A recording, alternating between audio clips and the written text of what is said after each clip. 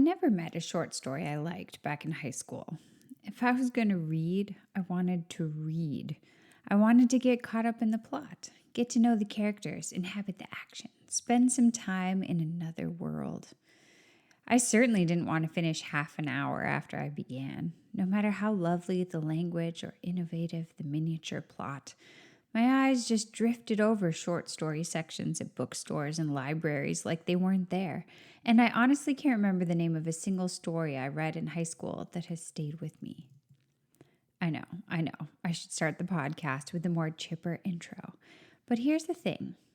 Lately, I've got a new take on the world of short stories. Yes, I could talk to you about the stunning language of Hemingway's short stories I discovered in grad school. Here's looking at you, hills like white elephants. Or I could share Ursula Le Guin's unique giver in miniature, Those Who Walk Away from Omelas, though you might have a little trouble keeping everyone serious during the paragraph about orgies. I could even dig into Poe, that intriguingly murky figure with his lovably creepy raven, and how well he lends himself to escape rooms. But I've shared about popular classic short stories here before, and I've reviewed popular contemporary collections for teens too, even given you a walkthrough of how to design an escape room for Poe. Today, my aim is a bit different. As Camp Creative, your shiny new short story toolbox, my summer PD session gets closer, which, by the way, you can join free through the link in the show notes today. I've been thinking a lot about different takes on the short story. Flash stories, audio stories, verse stories, graphic stories, multi-genre stories.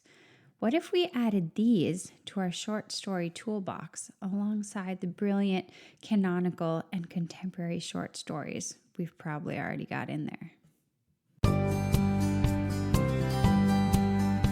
Welcome to the Spark Creativity Teacher Podcast, a podcast for English teachers looking for more. More creativity, more engagement, more joy. And no more scripted curriculum, lesson planning ruts, or boring book lists. I'm Betsy Potash, and I'm honored you're trusting me to help. You're not alone on this creative journey anymore. So I want to start by saying I'm not rejecting canonical or contemporary short stories. Not at all. What I want to say today in this short episode is that maybe there's more to short stories than short story anthologies. Let's imagine that we can pull short stories from everywhere, from anywhere. An online magazine, the Humans of New York collection, a piece of a graphic novel, an audio podcast. When we start to think outside the anthology, it's easier to find a range of short stories across all different topics, moods, and genres. Maybe your students would like to compare a graphic short story, a verse short story, and a text short story, and think about how each one uses elements of its genre to help carry the narrative differently. Maybe they'd like to listen to an audio story that's told with sound effects, and then think about how to write and record a short story of their own with their own little sound universe. Maybe they'd enjoy creating multi-genre short stories with bits of text, graphic panels, audio, video, verse, and more, all available as vehicles for their storytelling. Short stories can play such a helpful role in rounding out units, allowing you to bring in more voices, more angles on your essential questions, more types of writing. And when you start considering adding multiple genres and multiple media formats in combination with those classics and contemporary short stories, you suddenly find yourself with a very rich palette of options. So if we're sometimes thinking too small when it comes to short stories, I'd also like to propose that sometimes we're not thinking small enough. The last genre I want to bring up when it comes to short stories is the super short story, the tiny story. Now, this could look like a few different things. Maybe you want to explore 6-word memoirs, starting with Hemingway's and then branching off into other intriguing ones you could find and having students write their own. Maybe you want to try flash fiction. You want to have students write a short story and then make it shorter and then make it shorter and then make it shorter. Or one thing I've been experimenting with is flash verse, where they start with a story, then they turn it into a poem, then taking Jason Reynolds for inspiration and the way he breaks up lines and sort of turns the page into a canvas in his words, as I recall. I think that's what he said. He uses the page as a canvas.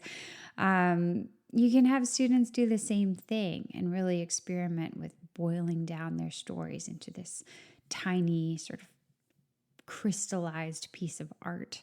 When you bring in miniature stories to read and write, that's just another way to think about short stories with students differently. Telling a story in just 6 words is such an intriguing challenge. Rewriting a story down to a few stanzas is another. Maybe then you add an audio element, getting students to record 6-word memoirs or flash fiction or flash verse, and mix those tiny miniature pieces together to create something larger as a whole class. Or maybe they take these tiny stories and add a graphic element, having them mash together their story with words in color or imagery behind the words or illustration of the words, or turn the story into like a graphic novel-esque mini version. Okay, I think you see what I'm getting at. We're going to be exploring so much of this in Camp Creative so soon. From classics to contemporary, graphic to verse, flash to tiny, we'll be experimenting with short stories from as many angles as we can. So don't forget, I hope you're going to sign up to join us in the show notes today. And I hope you're already thinking about new possibilities from this genre full of opportunity. Thanks so much for joining me today for this episode that's really about looking at the short story genre a bit differently, both expanding our view of it and miniaturizing our view of it to give us new possibilities. Until next time, take care of yourself and stay creative.